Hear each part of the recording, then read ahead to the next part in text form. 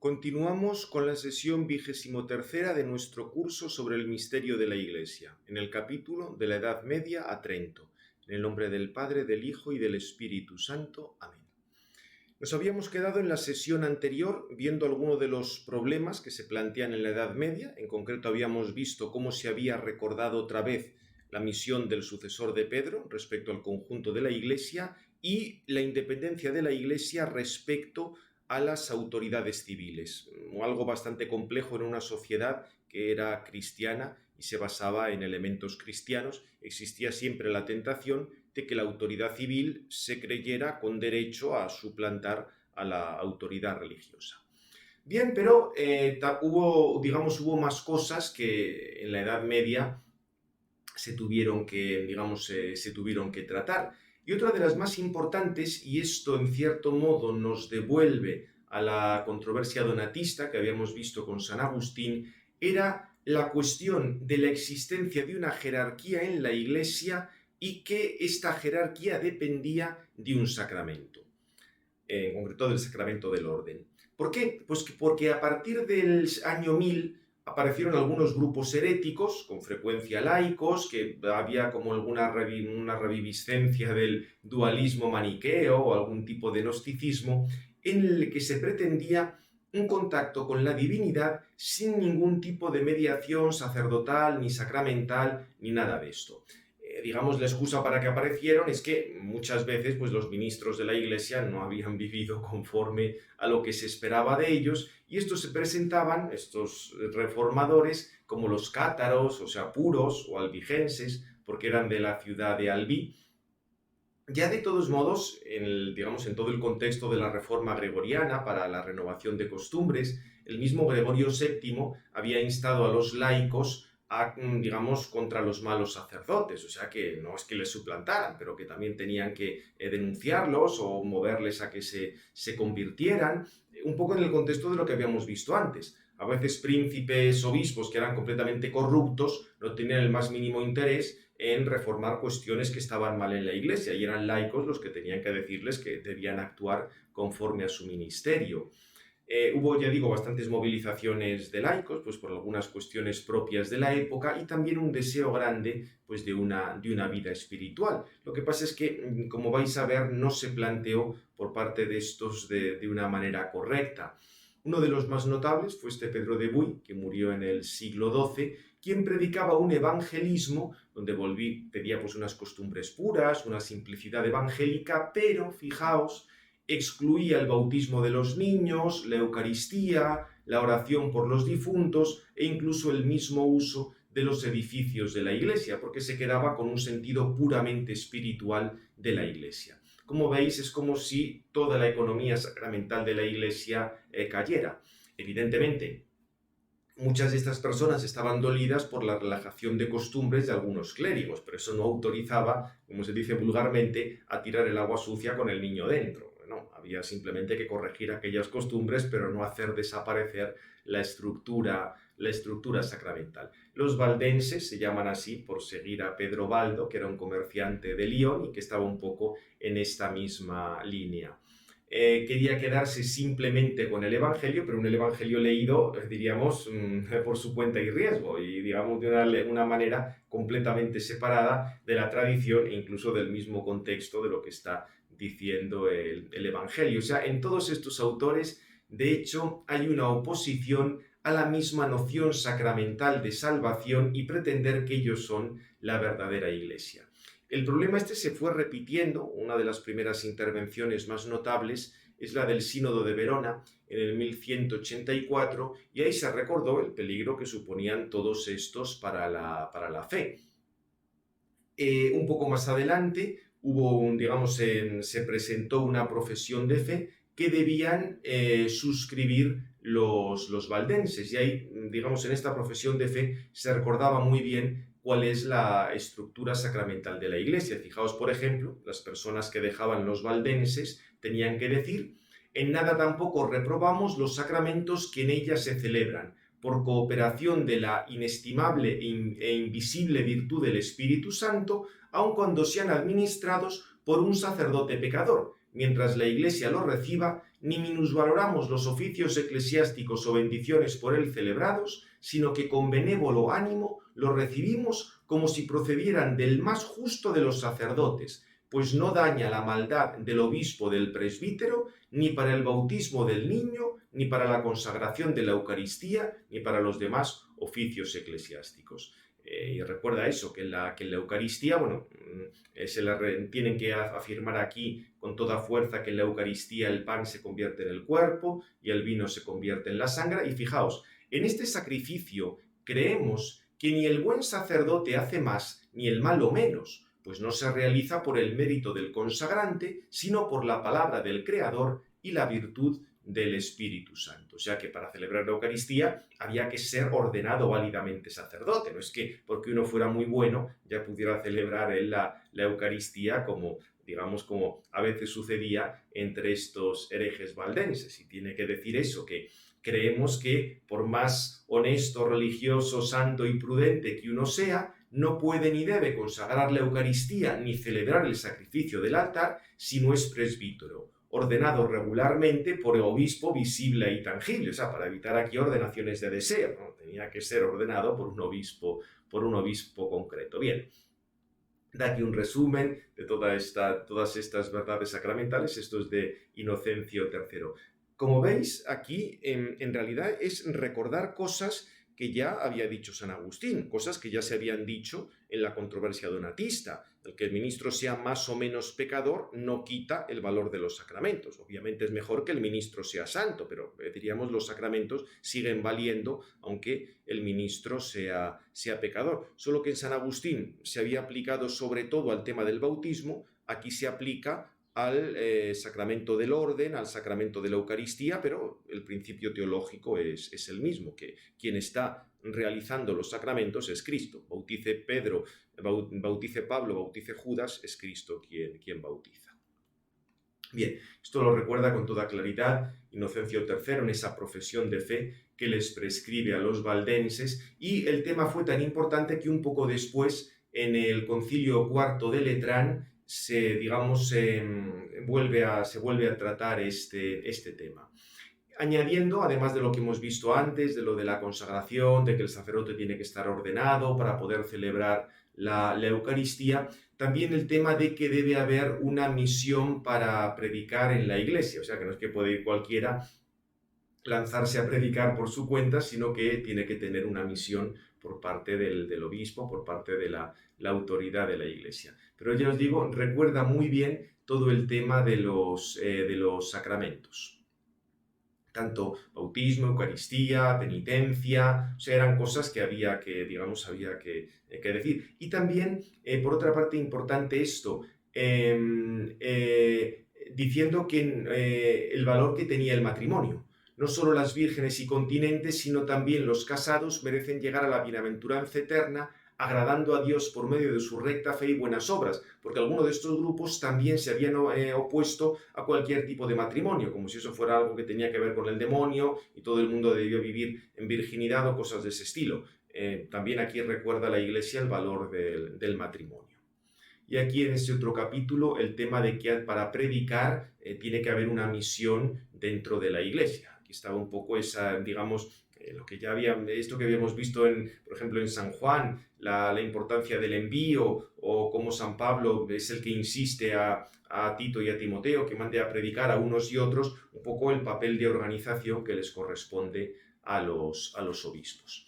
Bien, esto en el contexto, esto se recordó esta estructura sacramental de la Iglesia. Fue también importante, aunque ya el contexto es distinto, la intervención de Joaquín de Fiore. Este era un abad, no era no es que fuera un laico que se ponía a predicar así por su cuenta, sino que era un abad cisterciense que había planteado en las cosas, en una obra que titulaba El Evangelio Eterno, como si hubiera primero la edad del Padre, que era el Antiguo Testamento, luego la edad del Hijo, el Nuevo Testamento, pero habría luego una edad del Espíritu Santo, que se podía situar desde San Benito, si hablaban benedictinos, o desde San Francisco, si hablaban franciscanos, aquí como veis un poco según sus especies, donde diríamos todo cambiaría. como si hubiera una nueva economía de la salvación, que se pasaría de los sacramentos o signos a tener ya la misma realidad espiritual. Todo quedaría así como una cosa completamente espiritualizada. Algunos franciscanos se creyeron un poco esto y se pensaron eso, que ya, digamos que todo el monte era orégano y que ya con ellos había llegado la solución definitiva. Esta idea de pensar que cuando llega uno ya es que es la solución definitiva, no. Aquí acordaos siempre aquello que Juan el Bautista preguntó a Jesucristo. ¿Eres tú el que tenía que venir o tenemos que esperar a otro? No, ya no hay que esperar a otro, o sea, no hay que esperar a ningún gran reformador, que ya el que tenía que haber hecho las cosas es Cristo. Lo que tenemos que hacer nosotros es tomarnos en serio lo que él dijo. Pero siempre ha existido esta tentación de alguno de pensar que va a superar lo que Cristo había establecido. Esto caló en algunos franciscanos, evidentemente en contra del planteamiento tan sumamente eclesial que tenía San Francisco, y le tocó a San Buenaventura poner orden dentro del mare magnum que era la orden franciscana en aquel momento, con una prudencia extraordinaria, o sea, esto lo hizo francamente bien. Y sí, se daba cuenta pues, que había algunas cosas de Joaquín de Fiore, de lo de la Iglesia del Espíritu, tenía razón, pero el planteamiento de fondo no funcionaba. Fijaos que en cierto modo en Santo Tomás, porque escribe un poco, cuando Santo Tomás escribe sobre la Iglesia es un poco esta época, en el fondo lo que dice Santo Tomás es que la edad del Espíritu la tenemos ya. Porque la ley nueva es sobre todo el Espíritu Santo, pero el Espíritu Santo no es que cada uno haga lo que le dé la gana, sino el Espíritu Santo es que tenemos la manera interior de cumplir los mandamientos. O sea, que en cuanto tienes los sacramentos que te dan al Espíritu Santo, ya estás en esa edad del Espíritu. O sea, que no se puede separar la edad del Espíritu de la edad de Cristo. Acerca de la Iglesia, básicamente, esto es lo que viene a decir Santo Tomás. Pero este es un poco el contexto. El pensar que ha llegado una nueva época a la Iglesia, que tiene que cambiar todo, que la Iglesia institucional es una Iglesia corrompida, la Iglesia carnalis, ya digo, esta era un poco esto, como veis, lo que hace es desvaloriza todo el papel de los sacramentos, sobre todo el sacramento del orden. Y todo el tema, todo lo que tenía que ver con la sucesión apostólica y este tipo de cosas. Juan XXII, uno de los papas de Aviñón, tuvo que corregir a algunos grupos franciscanos en los que habían entrado un poco estas ideas, lo que se denominaba los fraticelli. Y fijaos, por ejemplo, esta carta donde el Papa condenaba un poco estos errores. Dice así, pues, el primer error que sale de la tenebrosa oficina de esos hombres fantasea dos iglesias, una carnal repleta de riquezas, que nada en placeres, manchada de crímenes, sobre la que afirman dominar el romano pontífice y los otros prelados inferiores, otra espiritual, limpia por su sobriedad, hermosa por su virtud, ceñida de pobreza, en la que se encuentran ellos solos y sus cómplices, y sobre la que ellos también mandan por merecimiento de la vida espiritual, si es que hay que dar alguna fe a sus mentiras. O sea, como si diríamos ahí lo importante es solo tener una conducta buena y no el tema del sacramento. El segundo error con que se mancha la conciencia de esos insolentes vocifera que los venerables sacerdotes de la Iglesia y demás ministros carecen hasta tal punto de la jurisdicción y orden que no pueden ni dar sentencia, ni consagrar los sacramentos, ni instruir y enseñar al pueblo que les está sujeto, fingiendo que están privados de toda potestad eclesiástica cuantos ven ajenos a su perfidia, porque sólo entre ellos, según ellos sueñan, como la santidad de vida espiritual, así persevera la autoridad, en lo que siguen el error de los donatistas. O sea, era de nuevo vincular la autoridad en la Iglesia simplemente a una supuesta santidad. Digo supuesta porque evidentemente la santidad no es una cosa así que se pueda medir tan objetivamente. Bien, un poco en esta línea, pero en un contexto posterior, tenemos los errores de Wycliffe y Hus. En concreto los de Wycliffe, este era inglés, ponía en duda la misma existencia de una jerarquía en la Iglesia con poder sacramental, y aquí la raíz era haber extrapolado una serie de tesis de la predestinación agustiniana. Acordaos que una de las nociones de Iglesia de San Agustín es colocándote al final de los tiempos, cuando ya están en el cielo todos los que se han de salvar, pero proyectar eso sobre la Iglesia en este mundo, con lo cual parecería que los que al final no se van a salvar, en realidad en este mundo no son miembros de la Iglesia.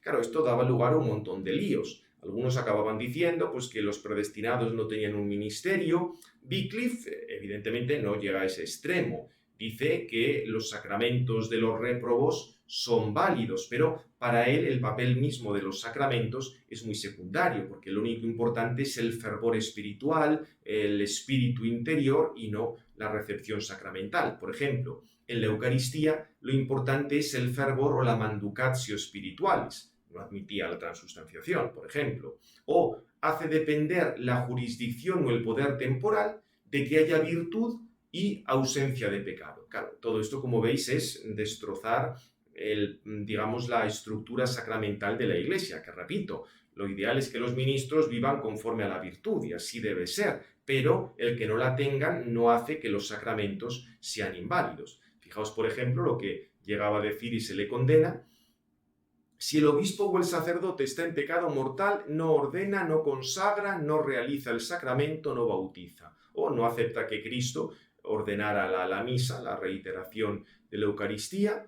Si el Papa es un réprobo y malo, por consiguiente miembro del diablo, no tiene potestad sobre los fieles que le haya sido dada por nadie, si no es acaso por el César. O es contra la Sagrada Escritura que los hombres eclesiásticos tengan posesiones. Y luego, lógicamente, esto siempre estaba al servicio de los príncipes.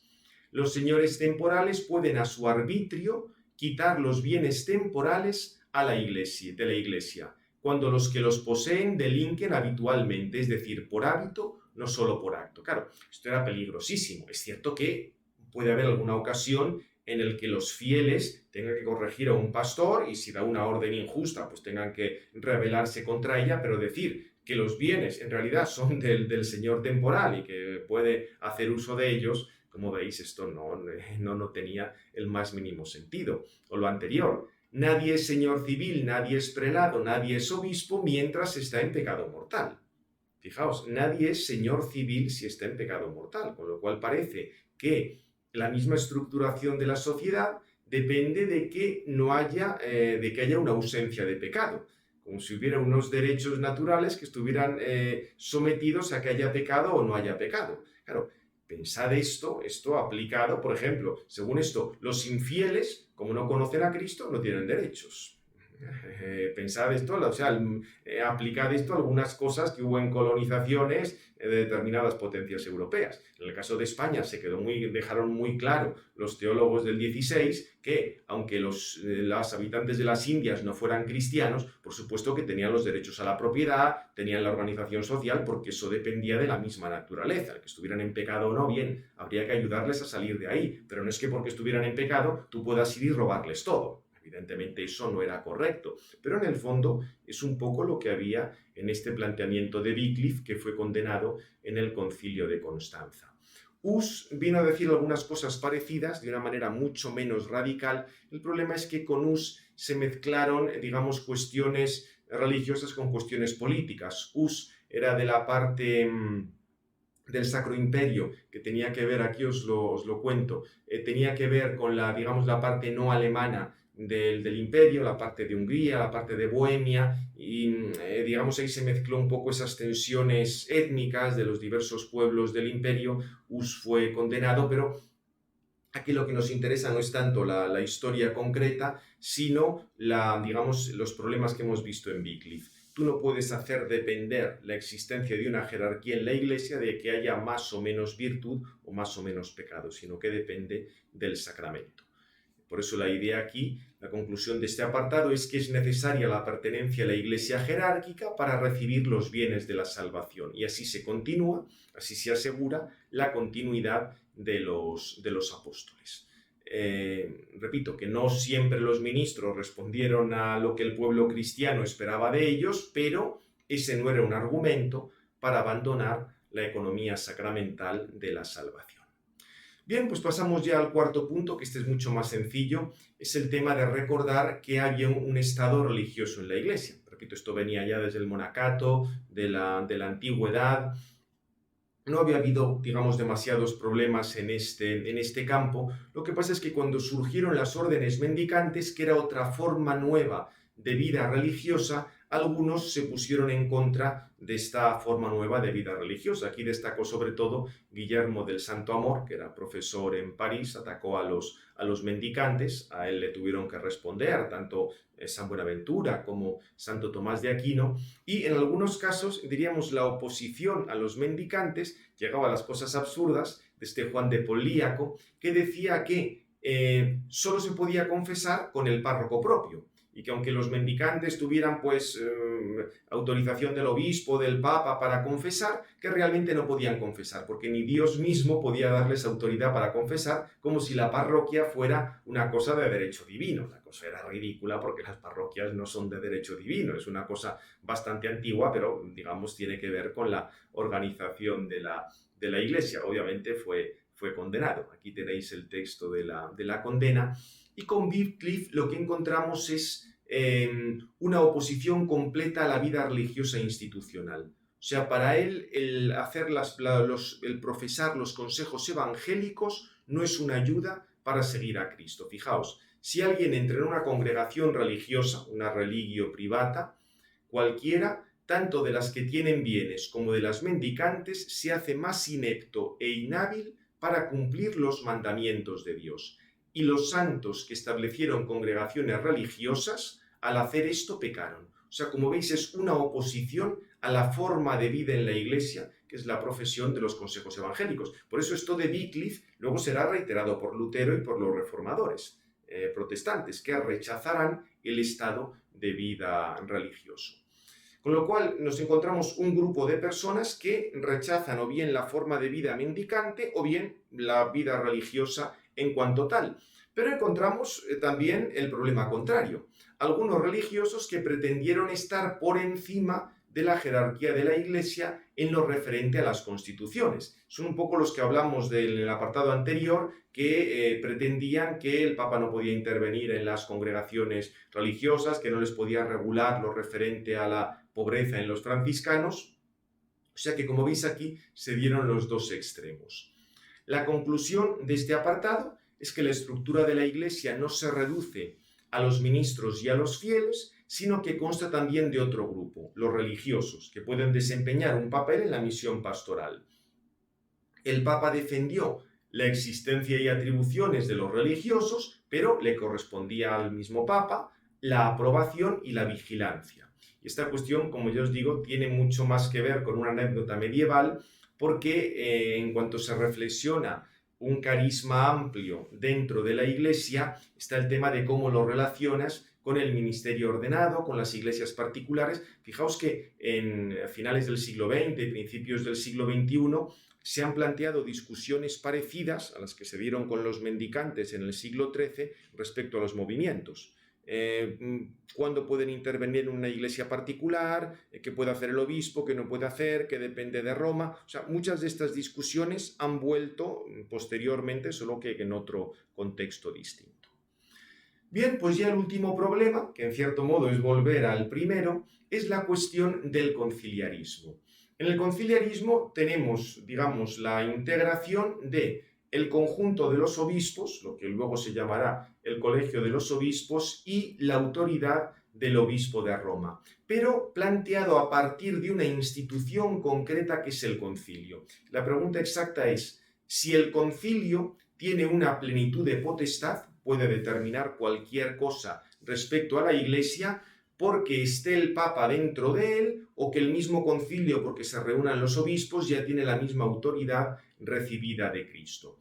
Esto está relacionado con las discusiones que hubo entre Oriente y Occidente sobre el papel del sucesor de Pedro, pero es una controversia típicamente occidental, porque se va a plantear además en términos jurídicos, cómo se entiende el concilio, cómo se organiza, qué derechos hay, quién participa, etc.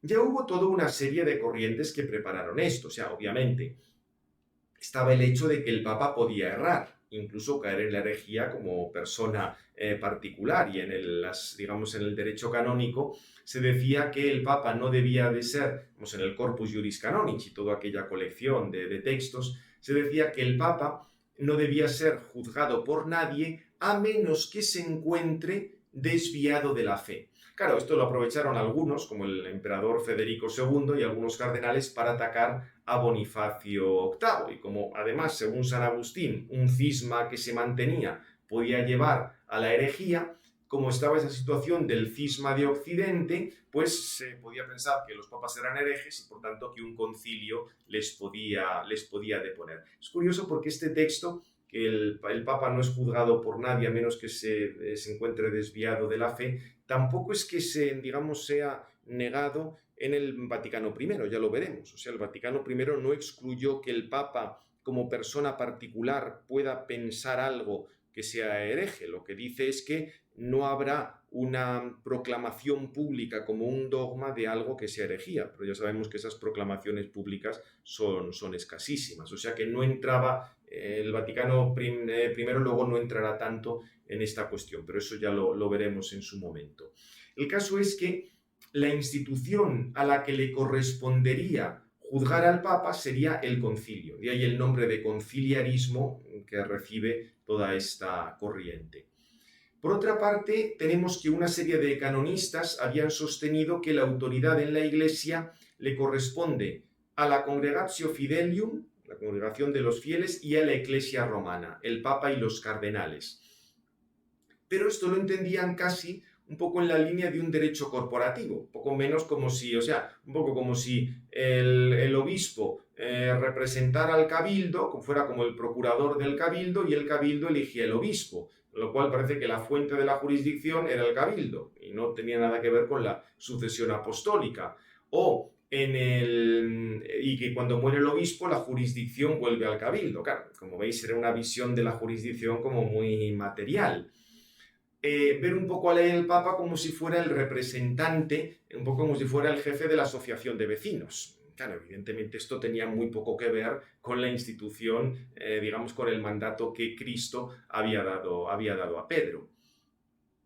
En esa línea tenemos lo de las tesis representativistas, un poco como si, Pedro tiene la potestad de las llaves, la jurisdicción, pero un poco como representante de los otros, representante de los demás. Aquí algunos habían querido aplicar a la Iglesia cuestiones de la política de Aristóteles, esto lo habíamos visto ya en Marsilio de Padua o en Occam. Muchos canonistas de Bolonia fueron un poco en esa línea, con lo cual todo esto, como veis, era el caldo de cultivo para decir, pues si hay un problema con el Papa, que se reúna el concilio y que solucione ese problema. De todos modos, digamos, lo que precipitó ya la crisis conciliarista era el tema del cisma de Occidente, cuando había varios papas simultáneamente en Roma y en Aviñón, y cada uno de ellos pretendía ser el papa verdadero. Muchos pensaban que la Iglesia no se podía deducir del Papa, sino que tenía consistencia en sí misma y dependía de Cristo, lo cual es cierto, la Iglesia de quien depende fundamentalmente es de Cristo, pero también el Papa tiene una labor. Por ejemplo, en la epístola sinodal del Concilio de Basilea del 1432 se reconoce la plenitudo potestatis al Papa, pero se pasa a hablar inmediatamente de la Iglesia y lo peor, se identifica la Iglesia con el concilio, porque claro, aquí la cuestión está que el concilio se presenta como representando a toda la Iglesia. Y decir a la Iglesia, denunciar a la Iglesia era lo mismo que llevar una denuncia ante el concilio. Mientras que para Inocencio III, díselo a la Iglesia quería decir llevarlo a la autoridad del Papa. Esto, ya digo, todo esto confluyó en el Concilio de Constanza, donde había algunos grupos más radicales. Aquí os cito algunos autores que decían que la única cabeza de la Iglesia es Cristo y que el Papa ahí no tenía nada que decir. Lo importante era la celebración de los sacramentos y el Papa era fiel, bien, pero la Iglesia podía existir sin el Papa y no habría mayor problema. Otros más moderados, como Pedro Dailly, el canciller de la Universidad de París, insistían en que la Iglesia se define por la unidad de fe y tanto el Papa como el concilio podían errar. Lo que pasa es que la cabeza última de la Iglesia, Cristo, ese sí que es infalible. El Papa es cabeza, pero digamos de una manera más secundaria. Y toda potestad del Papa tiene que ser dentro de la Iglesia, no sobre la Iglesia. O sea, un poco como si fuera un régimen monárquico matizado por la aristocracia, como si tuviera, digamos, hacía una mezcla de regímenes dentro de la Iglesia. Obviamente estaba de fondo el problema de algunos abusos de autoridad que se habían dado por parte de los papas, pero como veis la manera de arreglarla no era ciertamente la mejor. Venía a decir que el Papa solo es una parte cuyo poder procede de Dios, lo cual es correcto, tampoco es un poder ilimitado, eso es correcto, pero aquí está el problema, sometido en su uso al concilio, que debe reformar la Iglesia ante los abusos, un poco como un rey ante un parlamento. Claro, el problema es que aquí podía ser el remedio peor que la enfermedad, porque el gran problema con el concilio, ya lo iremos viendo, es que cuando hay un verdadero concilio. Porque dado que nunca jamás se pueden reunir absolutamente todos los obispos, aquí empezaríamos con un regateo como el de Abraham con el Señor. Si faltan 10 obispos hay concilio, si faltan 100 hay concilio, si faltan 400 hay concilio. Aquí ya la cosa era, o sea, porque el Papa es una persona concreta. Ahí había dudas si el Papa era el de Roma o el de Aviñón, pero el Papa era una persona concreta. ¿Cuándo hay un concilio? ¿O cómo se sabe que hay un concilio? Porque lo convoca el emperador. Entonces ya la Iglesia depende del emperador y el emperador suple lo que era el Papa. O sea, como veis, por este camino no se podían solucionar demasiado las cosas. Fijaos el texto concreto del Ex Santa, el texto este del Concilio de Constanza, donde se autoconsideraba por encima de todos. Este Santo Sínodo de Constanza, que es un concilio general reunido, habría que decir más bien autorreunido, para extirpar el presente cisma, unir y reformar la Iglesia en su cabeza y en sus miembros, para gloria de Dios omnipotente, congregado, autocongregado, legítimamente en el Espíritu Santo, ordena y define, fija y decreta y declara lo que sigue para conseguir más fácil, más segura y más ampliamente la unión y reforma del pueblo de Dios. Fijaos, en primer lugar declara que reunido, repito, siempre autorreunido, porque se han reunido ellos, legítimamente en el Espíritu Santo, siendo un concilio general y representando a la Iglesia Católica militante, tiene el poder inmediatamente de Cristo, al cual toda persona de cualquier grado, estado y dignidad que fuere, aunque fuese papal, está obligado a obedecer en lo que toca a la fe y a la extirpación del cisma aludido y también a la reforma general de la dicha Iglesia de Dios en su cabeza y en sus miembros. Esta es la clave del conciliarismo, que el concilio tiene una autoridad superior a la del Papa. Repito, esta es la clave de toda la cuestión. Y, esto se plantea como que el concilio recibe su poder inmediatamente de Cristo, cosa que sostenían muchos canonistas. Obviamente, si el Papa está dentro, sí, pero si no, el problema es cómo sabemos si hay concilio o no hay concilio. Y se dice eso, que todo fiel tiene que estarle sometido. Con lo cual tenemos ya esa idea de que el concilio está sobre el Papa. Por supuesto que había esta doctrina tradicional de que si el Papa errara en la fe, se le podía juzgar, pero no quedaba claro si es al Papa como persona privada o si el concilio tiene la facultad de juzgar la función papal. O sea, es distinto. Acordaos, una cosa es lo que decía San Pablo en Gálatas, que él le respondió públicamente a Pedro en la cara por los errores, pero eso no quiere decir que San Pablo se constituyera como un tribunal para juzgar a San Pedro. O sea, como veis, una cosa es que ante un error en la fe, cualquier persona, como decía Santo Tomás, deba intervenir, pero otra cosa es que esa persona se considere como un tribunal por encima de la autoridad pontificia, lo cual evidentemente era absurdo, o sea, porque esto era querer buscar una institución por encima de la institución papal, pero podrían volver otra vez a presentarse los mismos defectos o las mismas dificultades que tenía la institución papal. Obviamente este decreto no fue nunca confirmado por los papas posteriormente. Aquí, y de hecho, hubo varias intervenciones de los papas, aquí os las pongo, primero de Eugenio IV, de León X en el Concilio V de Letrán, diciendo que la autoridad papal no está sometida a la autoridad del concilio y que es absurdo, frente a un decreto que hace un papa, recurrir a un futuro concilio. Diríamos, de todas estas controversias se deducirá la superioridad del Papa sobre el concilio y la necesidad de que el Papa apruebe los decretos conciliares. digamos que el gran problema del conciliarismo es que había una lectura equivocada sobre el papel conjunto de los obispos en la Iglesia, o una lectura equivocada de los límites de la potestad pontificia. O sea, ciertamente la potestad pontificia no es absoluta, pero la solución no es hacer un tribunal suprapapal, porque eso todavía va a liar más las cosas. Bien, pues para terminar vamos a echar un vistazo a toda lo que hemos estado viendo, un poco de todo este tema. Vamos a dar esperar que reduzco esto un poco, sí.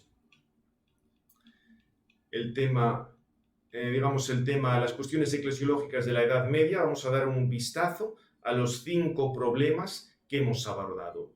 El primero, ante la ruptura entre Oriente y Occidente, recuerdo aquí cómo se fueron formando los patriarcados, los 4 patriarcados en Oriente, Constantinopla, Alejandría, Antioquía y Jerusalén, según la legislación civil de Justiniano, a los que se añadía el Papa como patriarca de Occidente, aunque él rechazara este título.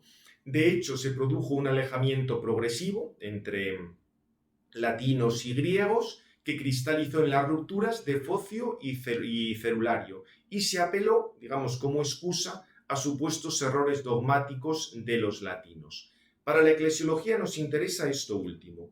La sede romana manifestó una solicitud especial por la unidad de la Iglesia, pero apoyada no en ningún invento de 5 patriarcados ni nada parecido, sino en la sucesión del apóstol San Pedro, y en virtud de que puede actuar en otras iglesias locales, aunque ese modo de actuar, ese ejercicio, pues haya variado mucho a lo largo de la historia. Ese sería el primer punto que sacamos de la ruptura eclesial entre Oriente y Occidente.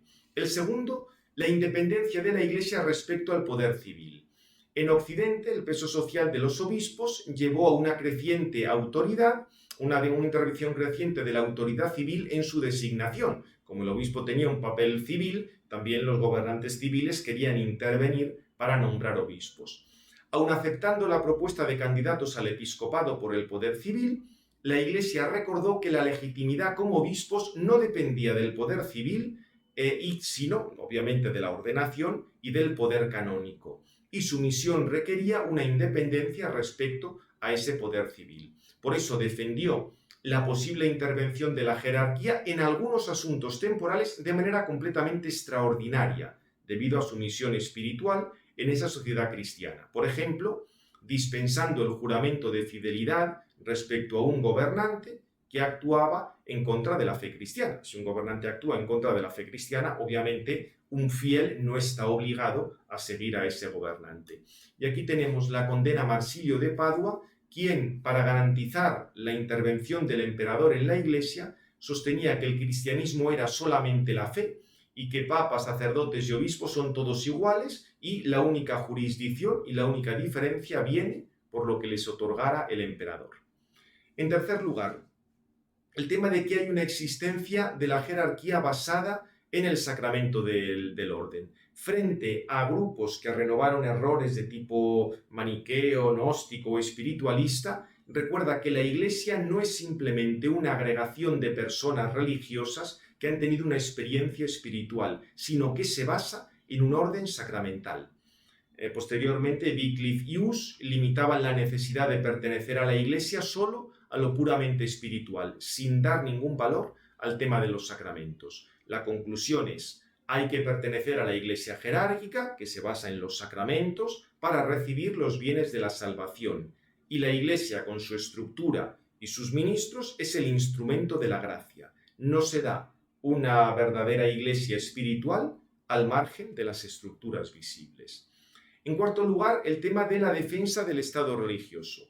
Frente al ataque de algunos a los frailes mendicantes, se recordó que esta forma de vida religiosa puede desempeñar una labor pastoral, que no era exclusiva del clero secular. Y al mismo tiempo se recordó que las cuestiones de la vida religiosa están bajo la autoridad de la Iglesia, en especial bajo el sucesor de Pedro. Y por último, el problema del conciliarismo. El conciliarismo era una herejía que no reconocía una autoridad superior al concilio ecuménico, al cual incluso el mismo Papa tenía que someterse. El origen histórico del conciliarismo estuvo en el intento de solucionar el cisma de Occidente mediante un concilio. Y lo que pasa es que los juristas aplicaban a la Iglesia el derecho corporativo romano, como si el presidente de una corporación fuera su procurador, un poco como si el Papa fuera el presidente de la comunidad de vecinos de la Iglesia. Las diversas intervenciones pontificias recordaran la superioridad del Papa sobre el concilio y la necesidad de que el Papa aprobara, aceptara, como se diga, los decretos para que tuvieran validez. Bien, como veis, han sido toda una serie de temas en la Edad Media, muy interesantes todos, que en gran medida es reiteración de cosas que habíamos visto antes, solo que en un contexto nuevo, y que diversos textos pontificios o de concilios nos ayudan a presentarlos de manera precisa. El próximo día veremos la eclesiología de Lutero. Gloria al Padre, al Hijo y al Espíritu Santo, como era en el principio, ahora y siempre, por los siglos de los siglos. Amén. En nombre del Padre, del Hijo y del Espíritu Santo.